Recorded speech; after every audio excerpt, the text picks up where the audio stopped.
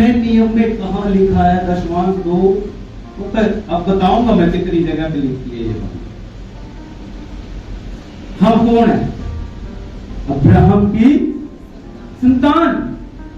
और अब्राहम की आशीष प्रभु यीशु के द्वारा हमारे पास पहुंची है। यीशु मसीह मलिक की स्थिति की रीति पर हमारा कौन है? हमारे आशीष है। अब्राहम हमारा कौन है? पिता है। अब्राहम ने दशमांश मलिक स्थिति को दिया याजक को, और यीशु मसीह मलिक की स्थिति की रीति पर हमारा महायाजक है। व्यवस्था का तो नाम ही नहीं है यहां पे। व्यवस्था में लिखा है तो साहब ये तो व्यवस्था से पहले की बात। हमें हालेलुया, हालेलुया, हालेलुया, हालेलुया। सब खुश है? आज का दिन हम इसमें हमें कितने विश्वास करते हैं आज का दिन यहोवा ने बनाया? सब विश्वास करते हैं। हमें क्या होना है? आनंदित होना है। विश्वास को सिर्फ अपनी जुबान पे न रखो, उसको काम में लेकर आओ, तब वो काम करेगा। अगर अब्राहम बोलता रहता परमेश्वर मेरे को तेरे ऊपर विश्वास है, तूने अब्राहम इसहाक मुझे दिया, ठीक है, और मैं इसको मार दूंगा, टेंशन ना, और इसहाक को घर से बाहर ना निकाले, और बोलता रहे मेरे को तेरे ऊपर विश्वास है, और उसको प्रैक्टिकल में ना करे, तो क्या था वो परमेश्वर की नजरों में? खत्म, खत्म विश्वास था। Hallelujah, hallelujah. इसके अब विश्वास काम कैसे करेगा? जब हम उसको प्रैक्टिकल में लेकर आएंगे। हमें हालेलुया। विश्वास करते हैं पवित्र आत्मा हमारे बीच में, और जो वचन बांटा जाएगा वो वचन को आपने रखना है। वचन आपके जीवन में मोस्ट इंपॉर्टेंट है, बहुत ज्यादा जरूरी है। बिना वचन के ना तो आपकी प्रार्थना काम आएगी, जो वर्शिप की जाएगी कोई काम नहीं आएगी जब तक वचन आपके अंदर नहीं है, क्योंकि वचन ही परमेश्वर है।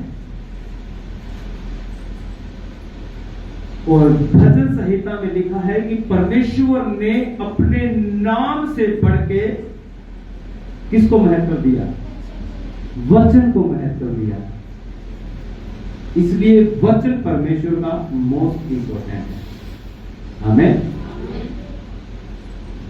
आनंद, खुशियां, टेंशन फ्री, एक पीसफुल माइंड रख के अब परमेश्वर के वचन को अपने अंदर ले तो आने पवित्र आत्मा ने दिया, और उसको आपने लेना है विश्वास के साथ। ये बातें सच हैं। हमें हालेलुया। हम पढ़ेंगे मत्ती की पुस्तक उसका 19 अध्याय उसका 16। मैं पढ़ूंगा, आपने ध्यान देना। यहां पे एक स्टोरी है, धनी युवक और अनंत जीवन। तो वचन कहता है, मैं उसको बताने से बिल्कुल भी नहीं रुकूंगा, चाहे सामने वाले को कुछ भी लगे। जो उसको सच्चाई के साथ लेगा वो आशीष पाएगा, जो अलग एंगल में लेगा वो अपनी आशीष को देगा। सब तैयार है वचन सुनने के लिए? पक्की बात? ऐसे हाथ तो नहीं दिखा रहे। यहां पे स्टोरी है, धनी युवक है। प्रभु ने एग्जाम्पल दिया, धनी युवक और अनंत जीवन। एक मनुष्य यीशु के पास आया और उससे कहा, हे गुरु, मैं कौन सा भला काम करूं कि अनंत जीवन पाऊं? प्रभु यीशु मसीह के पास अलग अलग लोग आते थे मिलने के लिए, ठीक है। और ये स्टोरी ये भी है। और एक व्यक्ति आता है यीशु मसीह के पास और बोलता है कि हे प्रभु, मैं ऐसा क्या काम करूं कि मैं अनंत जीवन पाऊं, मतलब स्वर्ग में जाऊं, क्या करूं मैं उसके लिए। उसने उससे कहा, तू मुझसे भलाई के विषय में क्यों पूछता है, भला तो एक ही है, पर यदि तू जीवन में प्रवेश करना चाहता है तो आज्ञाओं को माना कर।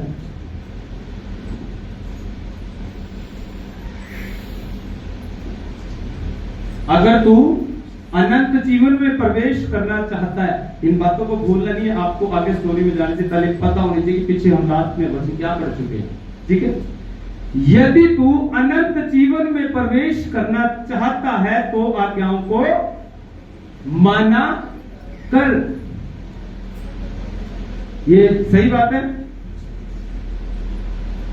सही बात बोली प्रभु ने। उसने उससे कहा, कौन सी आज्ञा? यीशु ने कहा, यह है कि हत्या न करना, व्यभिचार न करना, चोरी न करना, झूठी गवाही न देना, अपने पिता और अपनी माता का आदर करना और अपने पड़ोसी से अपने समान प्रेम रखना। यदि तू अनंत जीवन में प्रवेश करना चाहता है तो आज्ञाओं को क्या कर? हत्या न करना, चोरी न करना, व्यभिचार न करना, झूठी गवाही नहीं देना, अपने माता पिता का आदर करना और अपने पड़ोसी से अपने समान प्रेम रखना। तो क्या होगा? तू अनंत जीवन में क्या करेगा? आज्ञा दे दी। लेकिन अगली बात में प्रभु कहता है ये काफी नहीं है, इतना काफी नहीं है। जब प्रभु ने उसके मन को जांचा,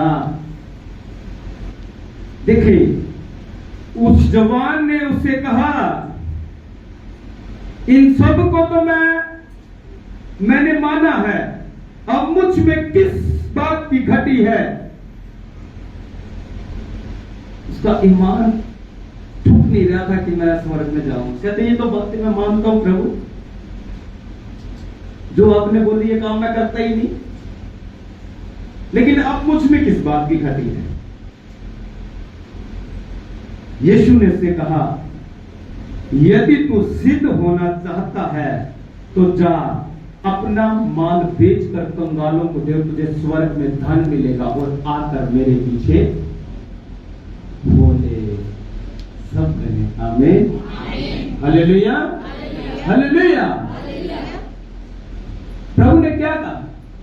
अपना सब कुछ कंगालों को दे और मेरे पीछे बोले। उसने आज्ञाएं बता दी, प्रभु मैं सारी आज्ञाएं मानता हूं जो आपने बताई है, सब पूरी कर देता हूं। प्रभु ने जांचा, इसका मन इसके धन पे लगा।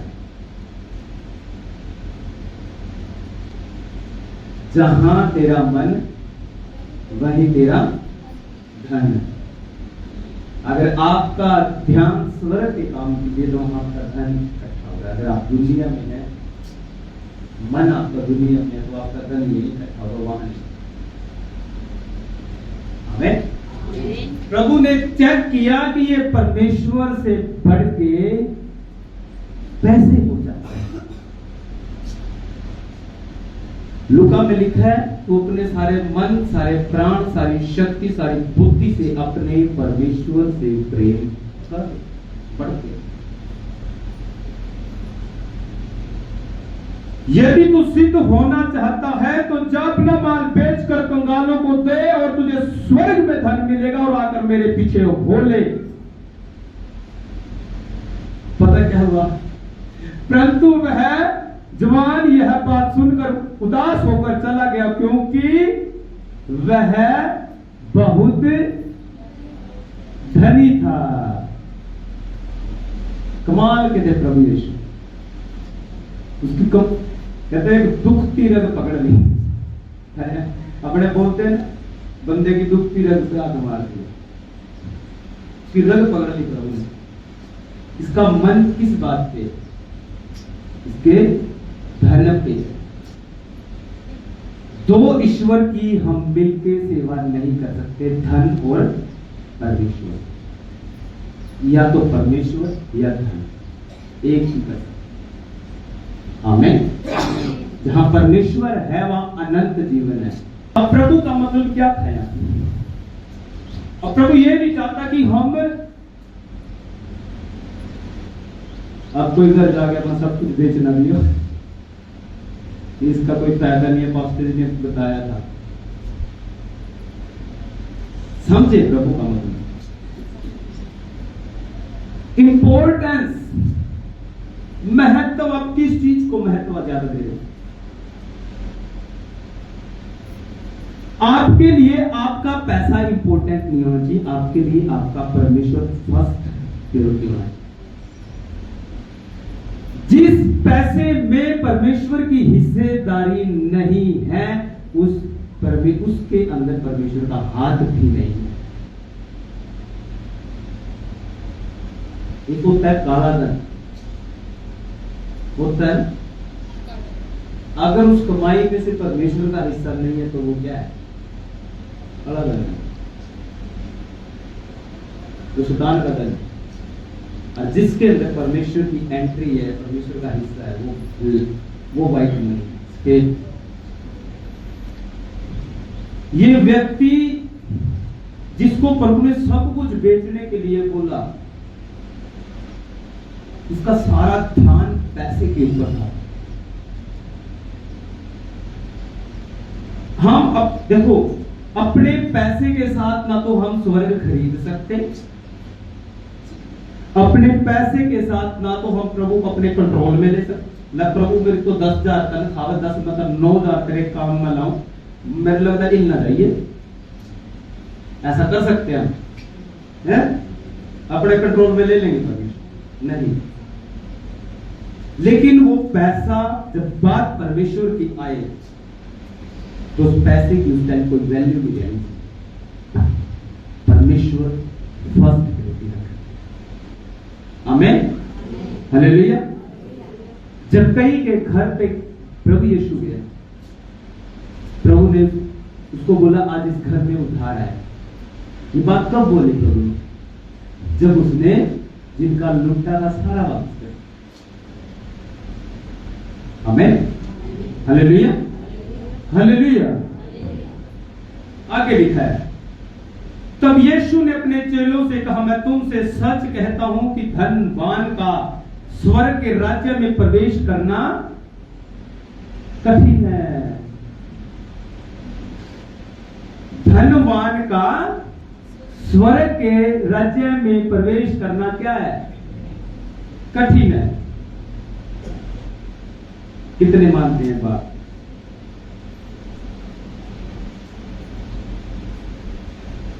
पक्की बात?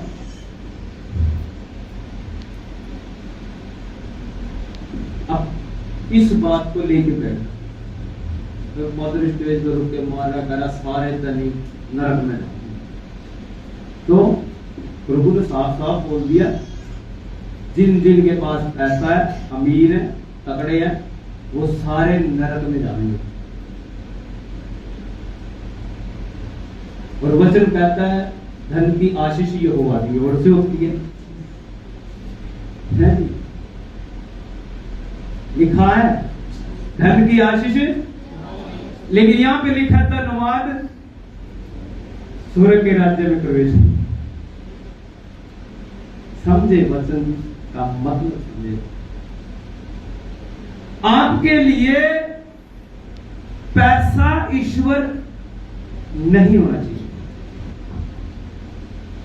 आपके लिए आपका परमेश्वर का जो लेवल है, जो प्राथमिकता है, वो फर्स्ट होनी चाहिए, पहले नंबर। जो परमेश्वर को भूल के सिर्फ पैसे के पीछे लगे रहते हैं, उन धनवानों की बात हो रही है ये, जो अपने पैसे में से इकट्ठे करे जाएंगे, इकट्ठे करे जाएंगे परमेश्वर के राज्य के लिए नहीं लगाएंगे, उनके लिए वो धनवान स्वर्ग के राज्य में प्रवेश नहीं कर सकते। आगे लिखा है, तुमसे फिर कहता हूं कि परमेश्वर के राज्य में धनवान के प्रवेश करने से ऊंट का सुई के नाके से निकल जाना सहज है। धनवान का स्वर्ग के राज्य में प्रवेश करना, ऊंट का सुई के नाके में प्रवेश करना क्या है? सुई का नाका कितना होता है जी? कितना होता है सुई का नाका?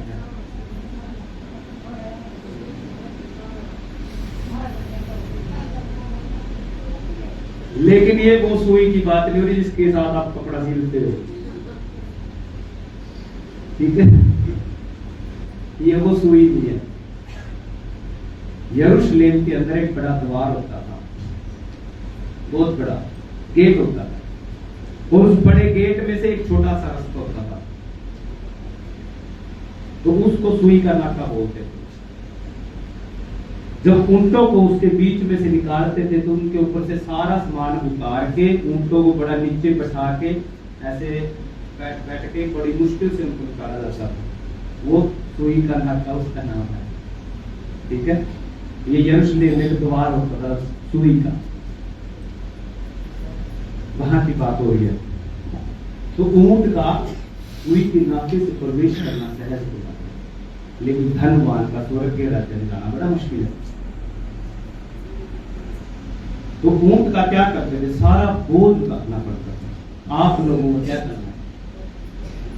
अपना सारा बोझ उतार के लिखा है, सकेत फाटक से प्रवेश करो, तंग चौड़ा व मार्ग, सरल व रास्ता जो विनाश को पहुंचाता है, बाइबल में लिखा है।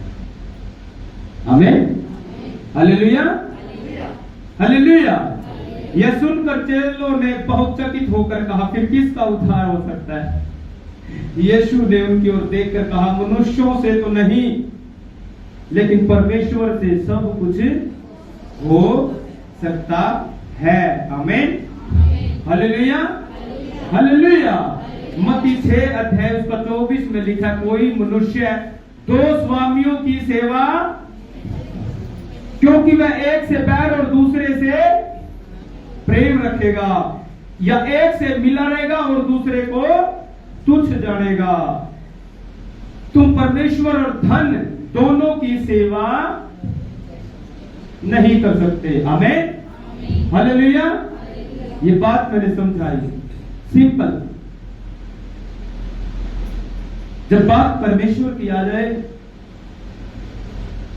आपके लिए पैसा इंपॉर्टेंस नहीं होना चाहिए।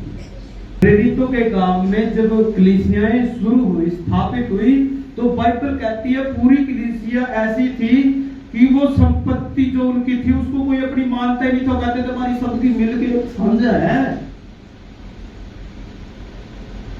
लोग सोना चांदी पैसा जमीन बेच बेच पता नहीं क्या क्या लाके प्रेरितों के काम में रख, पैरों में रख देते थे। लोग प्रभु का काम करो, ऐसी कलीसिया भी थी। आमीन, हालेलुया, हालेलुया। क्यों? कोई जो हर्ष के साथ देते, उनके साथ दिखावे के लिए लिखा, मनुष्यों को दिखाने के लिए धर्म के काम ना करो। कुछ तो वेट लेकर आएंगे, आते हैं ऐसे वो बंदे और बैठे होंगे बीच में, नोट को ऐसे कर देंगे,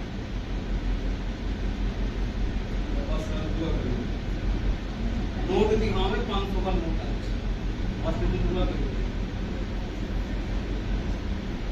वो हमारी मजबूरी है, करना पड़ेगा। लेकिन ये कौन सा लिखा, जब तू दान करे तो तेरे साथ को पता नहीं लगना चाहिए तुम्हें क्या करना है। ठीक है, मनुष्यों को दिखाने के लिए आशीष बाप ने देनी है, जिसको देख नहीं सकता, तो मनुष्यों से आशीष थोड़ी देनी है, तुमको क्या दिखाना होते हैं। गेट देने का तरीका ऐसे पकड़ो, ये आपके मन को भी शांति फर्क नहीं पड़ता।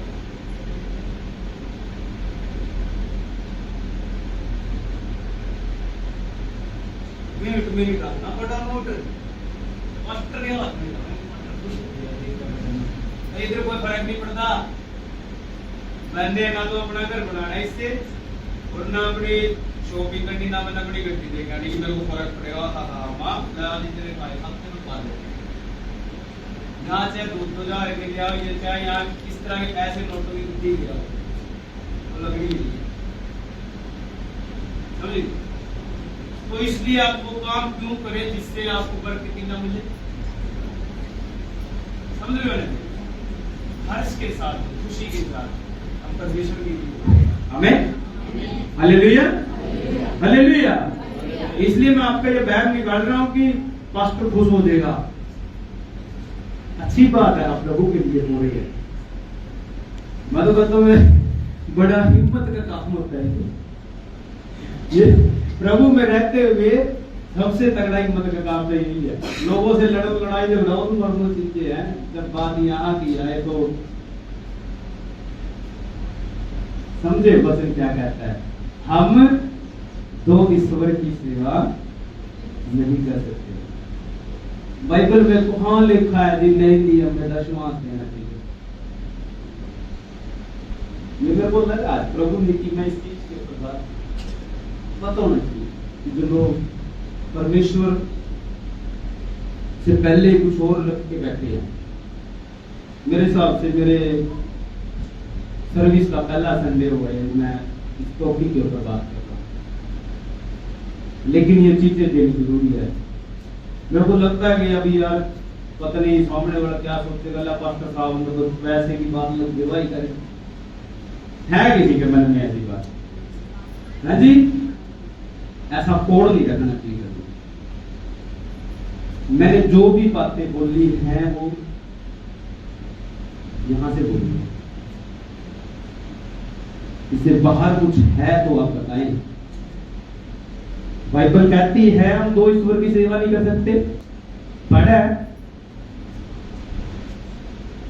ये सच बात। वो हमारे मांगने से पहले जानता है हमें क्या चाहिए। हाँ पहले दूसरा कुरिन्थियों 2:10 बहुत जबरदस्ती यहाँ पे लिखी है, उसके बाद मैं वापिस यहीं पे आऊंगा। दूसरा कुरिन्थियों 2:10 हाँ यहाँ पे लिखा है जो बोने वाले को बीज और भेजने के भोजन के लिए रोटी देता है। ये पैसा क्या है हमारा? पैसा क्या है? बीज। अब जो बोरे हैं, जो प्रभु के लिए बोरे हैं, वो बोने के लिए बीज है, वो कौन दे रहा है? अपनी ताकत से हम कुछ नहीं कर सकते। अभी हम लिखत धन यहोवा की ओर से आशीष है, ये हमारी ताकत से नहीं है। ये जो है कि हम पास्टर को दे रहे हैं, इतने चर्च में दे रहे हैं, तो ये परमेश्वर ने आपको दिया है कि तू दे। और जब गेहूं का एक दाना बोया जाता है तो बाल में कितने दाने होते हैं?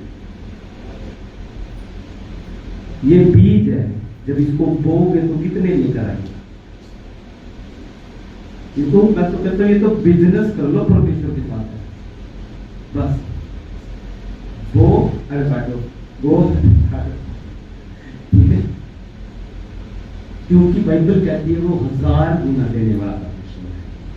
आमीन हालेलुया। यहाँ पे जो बोने वाले को बीज और भोजन के लिए रोटी देता है, तुम्हें बीज देगा और उसे फलवंत करेगा। वो बीज हमें खुद देता है और उसको हमें बोना है, उसको फलवंत भी परमेश्वर करेगा। उल्टा अपने पास ही तो आना है। या स्वर्गदूत उस बीज में से जोड़ते आएंगे, स्वर्ग मिलेंगे, बाहर जाएंगे, वहां शॉपिंग करेंगे, हैं? ऐसा करते हैं जी? अच्छा नहीं जी, ये आपके लिए है जो भी परमेश्वर प्रोवाइड करता है। परमेश्वर के लिए आप इंपॉर्टेंट है। हमारे लिए भी परमेश्वर इंपॉर्टेंट होना चाहिए। कुछ भी नहीं, जब बात परमेश्वर की आए तो दुनिया साइड कर दो।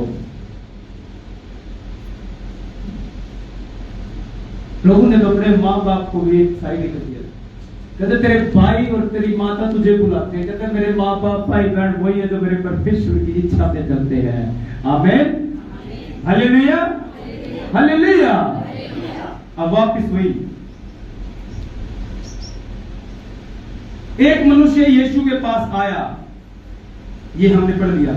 कोई मनुष्य तो स्वामियों की सेवा नहीं कर सकता, क्योंकि वह एक से बैर और दूसरे से प्रेम रखेगा, या एक से मिला रहेगा और दूसरे को तुच्छ जानेगा। तुम परमेश्वर और दोनों की सेवा नहीं कर सकते। इसलिए मैं तुमसे कहता हूं कि अपने प्राण के लिए चिंता न करना कि हम क्या खाएंगे क्या पिएंगे। अब पता क्या टेंशन होती है। एक बंदे ने स्टेटस लगा रखा है, मैंने देख लिया, उसने लगा रखा, कहते थी सैलरी आई 40,000 रुपए, बड़ा खुश हो रहा है। 2 दिन बाद वो वही अकाउंट चेक किया, 4,000 रह गए, करके बैठा। बस शाबाश, ऐसी ऐसी चीजें बड़ी मिलती है, मजेदार देखने को। यही होता है, सैलरी पे बड़ी नजर आती है एकदम, तो बस पटवारी साहब ऐसे ही होता गया। जब सैलरी आती है एक बार तो स्वर्ग का चक्कर लग जाए है जी। एक बार तो धरती पे पैर नहीं टिकते, जब खाते में पैसे आवे मोटे सारे हैं। अरे तो उसमें दूध के भी निकला है, फिर उसमें राशन भी निकला है, फिर बच्चे की फीस भी निकला है जी, और खर्चे पाने कपड़े सब किसी के लेने देने भी हो गए। अरे बाद में चेक करें वो कम भी करते। ऐसा होएगा नहीं, सच बात है, ये आपको कबूल करना पड़ेगा।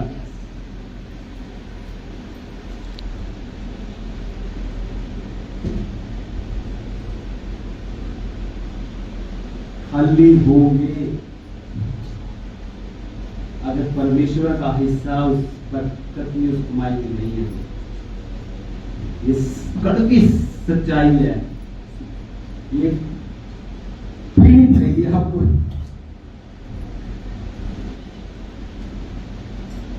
क्योंकि हम कौन है? अब्राहम की संतान। नए नियम में कहां लिखा है दशमांश 2? अब बताऊंगा मैं कितनी जगह पे लिखी है ये बात। हम कौन है? अब्राहम की संतान। और अब्राहम की आशीष प्रभु यीशु के द्वारा हमारे पास पहुंची है।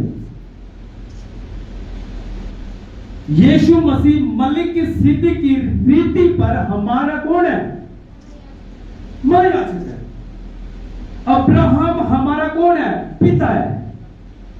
अब्राहम ने दशमांश मलिक सिद्धि को दिया याजक को, और यीशु मसीह मलिक की सिद्धि की रीति पर हमारा महायाजक है। व्यवस्था का तो नाम ही नहीं है यहां पे,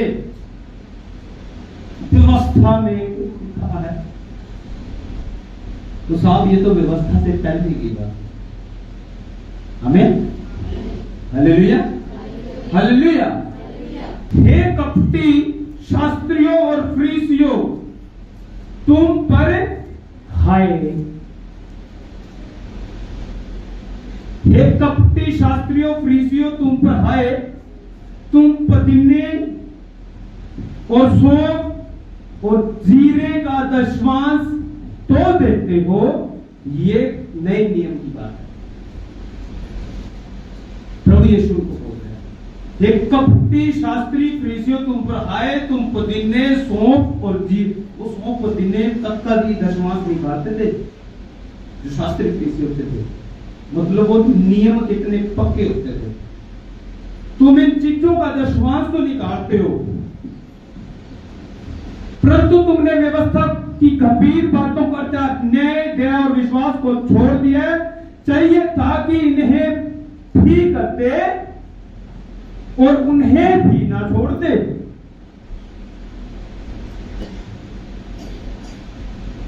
दोनों का विश्वास, दया और न्याय करते और उसको भी न छोड़ दे। यहाँ पे मना किया कि दशमांश न देना।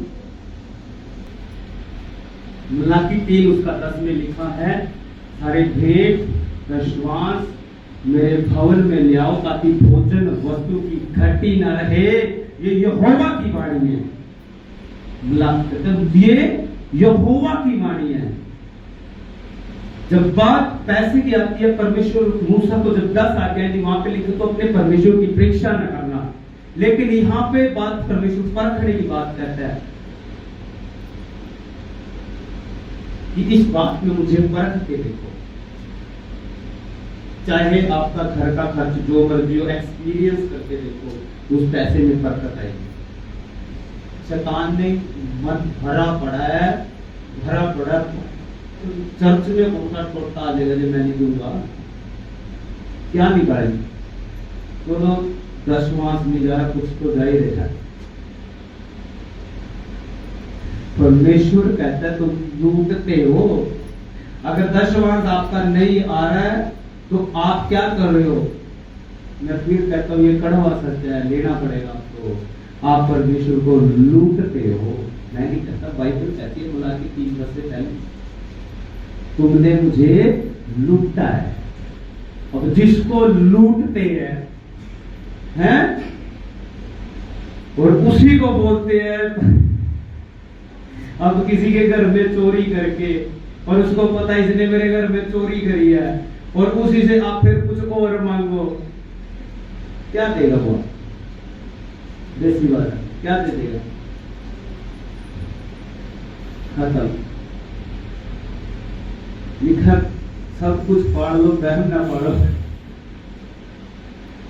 बहम में जी रहे हैं फिर आप परमेश्वर को लूट के, और फिर उससे कुछ मांगेंगे। अब मैं गोरू का सारा कुछ लूट लूँ, इसके पैर कपड़े भी इसके पट्टे तरह छोड़ दूं, इसके बाद है इसको पता है मैं एक पिसावल पास्टर ने मेरे को लूट रखा है, और मैं इसके घर पे जाऊं और फिर कुछ मांगू, इससे दे देगा। है ये परमेश्वर के साथ हमने कर रखा है, कर रखा है, कर रहे हैं। हालेलुया। पढ़ता हूं मैं, आपको लगा पादरी अपनी गलत बना के बोल रहे।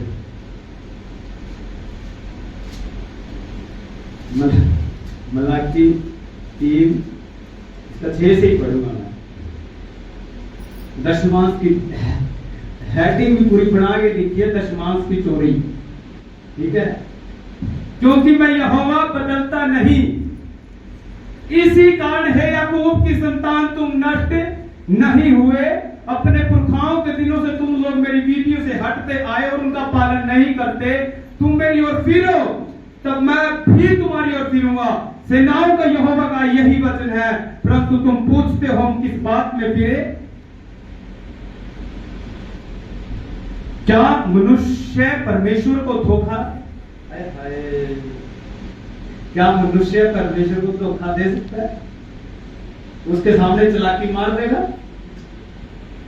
मैं कहता हूं जो बंदा दशमांश नहीं निकालता, इसका मतलब एक ही है कि आपका परमेश्वर के ऊपर विश्वास ही नहीं है कि वो बरकत दे सकता है।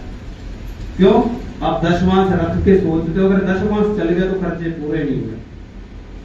अरे विश्वास करो कि परमेश्वर 90% अभी आपको बरकत देगा।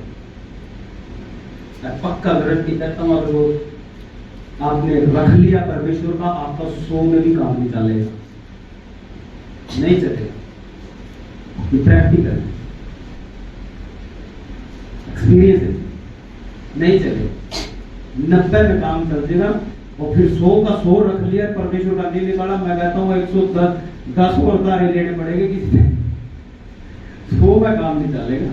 लेकिन अगर परमेश्वर का निकाल दे तो परमेश्वर उस 90 में काम चलाकर 50 ही चलेगा। आमीन, हालेलुया। क्या मनुष्य परमेश्वर को धोखा दे सकता है? धोखा दे देगा? सोचो भी ना, वो परमेश्वर है, अब उसके हाथ के बनाए हुए हैं, उसके सामने अपनी चलाकी नहीं चलनी, वो मनों को जांचने वाला परमेश्वर है। आमीन, हालेलुया। पर देखो तुम मुझको धोखा देते हो। ये धोखा है परमेश्वर के साथ, सरेआम स्पष्ट, मानो या ना मानो ये सच है। आप धोखा देते हैं परमेश्वर को, और तो भी पूछते हो हमने किस बात में तुझे लूटा है? दशमांश और उठाने की भेंटों में तुम पर भारी शराब पड़ा है। शराबित होता है आपका पैसा अगर उसमें दशमांश नहीं निकल जाए, क्योंकि तुम मुझे लूटते हो बल्कि सारी जाति है। लेकिन परमेश्वर इसके साथ वादा है कि सारा भेंट और दशमांश मेरे भवन में ले आओ, ताकि भोजन वस्तु की घटी ना रहे। ये यहोवा की वाणी है। मैं तेरा परमेश्वर यहोवा तेरे लिए आकाश के झरोखे खोलकर अपरंपार आशीषों की वर्षा करता हूं कि नहीं, ऐसा परख के देखो।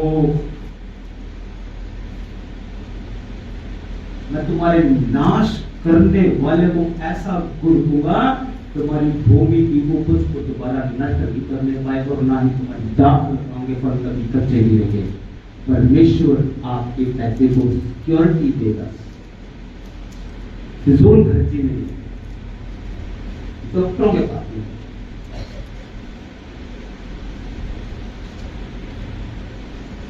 शैतान ने पता कितना बेवकूफ बना रखा है। अगर मेरी जेब में, अगर गौरव की जेब में अगर 10,000 महीने के आगे, और इसको लगेगा अगर 10 मास मैंने निकाल दिया तो मेरे खर्चे पूरे नहीं हुए, 3 दिन रख लिया वो जाते करते, चौथे दिन अगर घर में किसी के प्लेट कम होगी ना, कितने लाए हैं, कितने लगे साल बता दे, क्योंकि प्लेट कम हो गई 10-15 दिन का, कितने लगे हैं?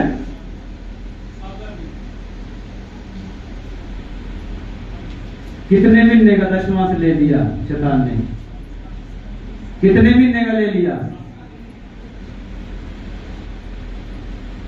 अब आपको ये मानना पड़ेगा कि शैतान ने आपका पेट को बना रखा है 10वां तुड़वाने के लिए। और कोई भी ऐसा परिवार नहीं है, मैं मान सकता हूँ इस बात को, ये सच है। अगर उस कमाई में से 10 मास नहीं निकल रहा तो 10,000 तो कम से कम बीमारियों में साल के पक्का निकल रहे हैं। नॉर्मल बुखार पे लग जा आपके द्वारा माना था टाइफाइड बिगड़ा, वो सारा बैंक अकाउंट बिगाड़ रहा है, बिगाड़ देगा नहीं, इसको बिगाड़ दिया था। बकरी का दूध भी कितने का आता किलो है याद है? ये एग्जाम्पल दे रहा हूं मैं, कभी सोचता फादर ने मैं सीध करनी है, एग्जाम्पल दे रहा हूं मैं। ये सच बात है।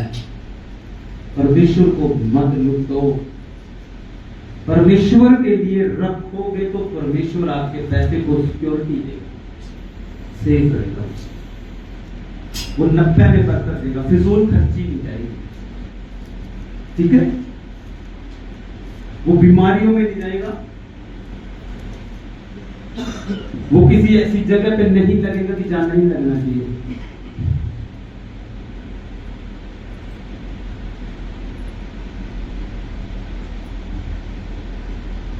समझाने को मेरे पास बहुत सारे तरीके हैं, बताने को बहुत सारे तरीके हैं, लेकिन मैं कहता हूं अपना समझ का सहारा ले तो आप समझे इस बात।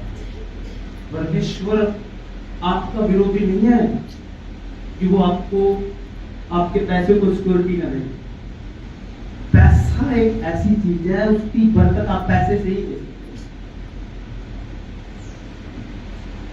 वो जो है वो किसने दिया? परमेश्वर ने। और परमेश्वर ने कुछ बीज दिया है उसके बीच में, तो कुछ बीज तो वो उसमें से, तभी तो और फलवंत होगा, आएगा।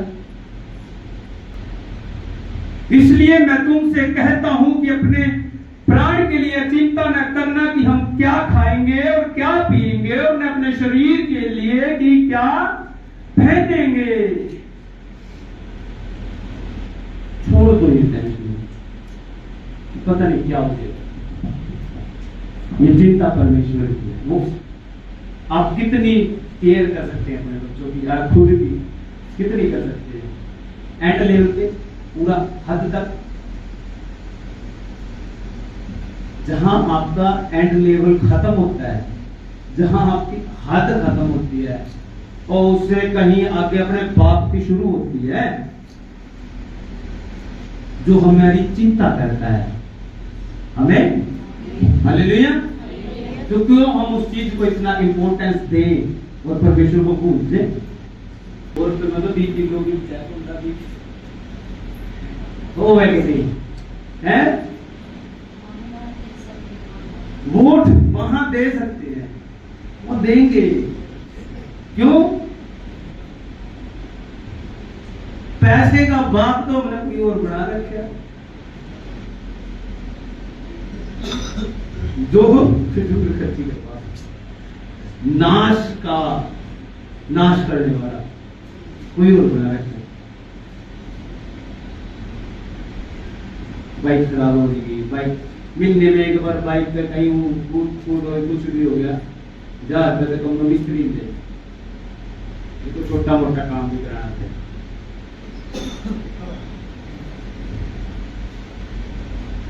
सोचिए अपने जीवनचर्या के ऊपर, यार हमारा पैसा कहाँ खराब हो रहा है और क्यों हो रहा है। इन चीजों के ऊपर ध्यान, खर्चे हैं जी, ये तो छोटे मोटे खर्चे हैं, ठीक है, ये तो चलते ही रहना। पता है बैंक हमारा क्या है, ये तो चलते ही रहना। कोई नहीं बंदा है बीमार होता है, क्यों होता है? अब बीमार होने के लिए यीशु क्रूस पे मारे खाई नहीं, आत्मिकता में रखेंगे तो आपका आत्मा स्पिरिचुअल स्ट्रॉन्ग शरीर को भी रखेगा संभाल के। आमीन, हालेलुया। कि वचनों पर बने रहें, उसकी बातों को पूरा करें, कोई भी आज्ञा मिस न करे। हालेलुया। आगे लिखा, आकाश के पक्षियों को देखो, वे न बोते हैं, न काटते हैं और न खत्तों में बटोरते हैं, फिर भी तुम्हारा स्वर्गीय पिता उनको खिलाता है। किसी ने देखे कोई पक्षी आपके आस पड़ोस में रहने दो, कोई कुत्ता बिल्ली, दिहाड़ी में जाते हो हैं, जाओ गए एक माना पाल रखा और तेरा वो खाट का खावा मोड़ ड्यूटी सिखा रही है मेरी माँ, मेरे रोटी जेडी सामने रोटी दे, ना कमाता ना करता, उल्टा तंग जरूर जाए। लेकिन ऊपर से ड्यूटी आ रही है, इनका भी ध्यान रखना, क्योंकि ये भी परमेश्वर की रचना है। अब कबूतर हो गई, चिड़िया होगी, कभी देखे कभी भैंस, कभी नरेंद्र तारी भैंस ने कभी फार्म भरे नौकरी के हैं, भरे होंगे, वैकेंसी है बंदा चल रहा, और कौन सी नौकरी लागना है, तो दिहाड़ी करती होगा जी, भूखे बराबर भूखे रहे नहीं रहते ना। अरे उसको उनकी चिंता है, और हम तो उसके उनसे बढ़ के हैं। वचन कहता है तुम्हारा मूल्य उनसे बढ़ के है। और आप कहते हो अगर दशमांश नहीं दिया तो बस उजड़ जाए हम तो जी, जो दशमांश दे दिया तो बस खत्म हो जाए, रहने के नहीं हमारे पल्ले तो 90 में काम हो जाता, चला लो, मैं तो तू 10 मरते ले लो, फिर चला के दिखाऊंगा, मैं भी मान लूंगा कहां तक चलाओ। समझने की बातें हैं, मुझे पता है, मेरा परिवार है, आप मेरे को पता है, मेरे परिवार को बातें समझ में आती है, ठीक है। Hallelujah, hallelujah. ये बातें सच है और आपको हजम करनी पड़ेगी। सही बात है माता है? ठीक है जी, गोरो ठीक है? आदि शामू पक्की बात है तो तुम्हारे साथ सही होगी बात है। वचन को काट नहीं सकते हम, किसी भी बात में हम वचन को साइड नहीं कर सकते।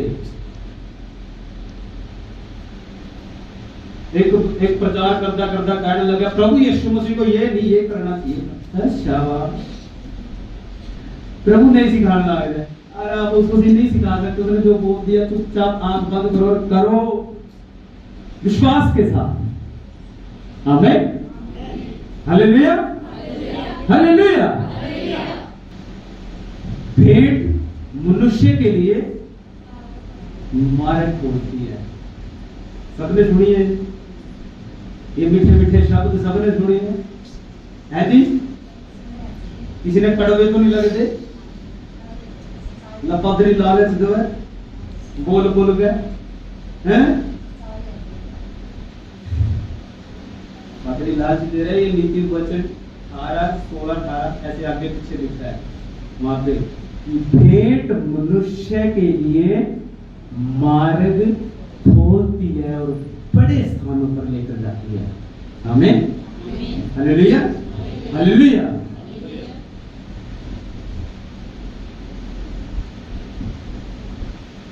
मत्ती की पुस्तक में एक जगह और लिखा है कि यदि हमारी धार्मिकता, मैंने बताया कि वो 100% ने तक 10वां देते थे, लिखा अगर हमारी धार्मिकता शास्त्रियों और फरीसियों से बढ़कर ना हुई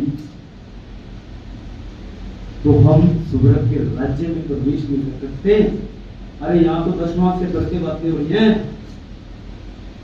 कहां घूम हो रहे हैं हम? वो हिस्सा है परमेश्वर का, उसको चुराए ना, अदरवाइज वचन कहता है तुम तो उसे लूटते हो, तुम धोखा देते हो परमेश्वर को। क्या ऐसा हो सकता है कि तुम मुझे धोखा देते? सब कैलकुलेशन होती है। स्वर्ग दूतों का जो परमेश्वर का मैथमेटिक्स है बड़ा खतरनाक है, हिसाब करने का तरीका बड़ा खतरनाक है। उसकी बुद्धि जैसी किसी की बुद्धि नहीं है। आमीन। परमेश्वर चाहता है आप धनी बने रहें, परमेश्वर चाहता है कि आपके पास कोई कमी ना हो, परमेश्वर चाहता है कि आप फलवंत रहें। उसने हमें सिर बनाया और हमेशा सिर बना के रखना चाहता है। आपको परमेश्वर ने मांगने वाला नहीं देने वाला बनाया है। हमें हालेलुया, हमेशा देने वाले बने रहे।